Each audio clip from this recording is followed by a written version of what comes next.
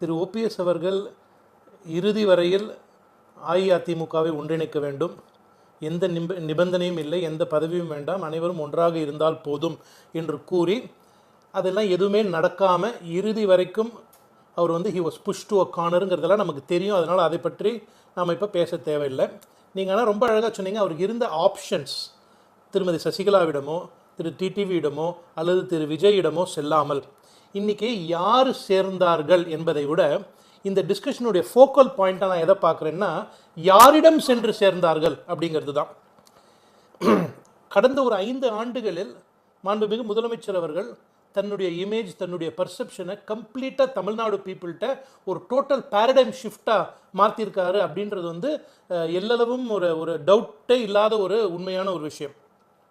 The Stalin that people perceived he was before 2021 and the MK Stalin that people are seeing today அப்படிங்கிறதுல ஒரு world of a difference இருக்குது. அப்படி ஒரு positive image, அப்படி ஒரு ஒரு ஒரு வெஞ்ச்ஃபுல் பாலிடிக்ஸ் இல்லாமல் ஒரு வெரி ஹியூமன் அப்ரோச்சு, இதையெல்லாம் பார்த்து தான் இப்போது ஓபிஎஸ் மட்டும் இல்லை, இன்னும் பலவர் விரைவில் திமுகவுக்கு வரப்போகிறாங்க. பட் இன்றைக்கி ஓபிஎஸ் வந்ததுனால அது ஒரு ஹைலைட்டு.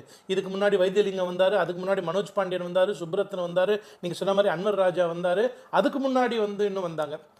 இன்னொரு ஒரு ஹிஸ்டாரிக்கல் நோட்டபிள் பாயிண்ட் என்னன்னு கேட்டிங்கன்னா, அண்ணா திமுகவிலிருந்து திமுகவுக்கு வந்தவர்கள் யாரும் கெட்டதாக சரித்திரமே கிடையாது. நீங்கள் திமுகவுடைய வரலாறுல எடுத்து பார்த்தீங்கன்னா ஏடிஎம்கேலேருந்து டிஎம்கேக்கு போயிட்டு எல்லாரும் நல்லா தான் இருக்காங்க. அப்படின்னும் பொழுது இன்றைக்கி நீங்கள் வந்து திரு ஓபிஎஸை பொறுத்த வரைக்கும் அவர் நம்பர் 2ஆக தான் இருந்தார் எடப்பாடி டிடியுமே. அவர் he will be the most loyal number 2 in the world ever. அப்படிப்பட்ட ஒரு நபர்.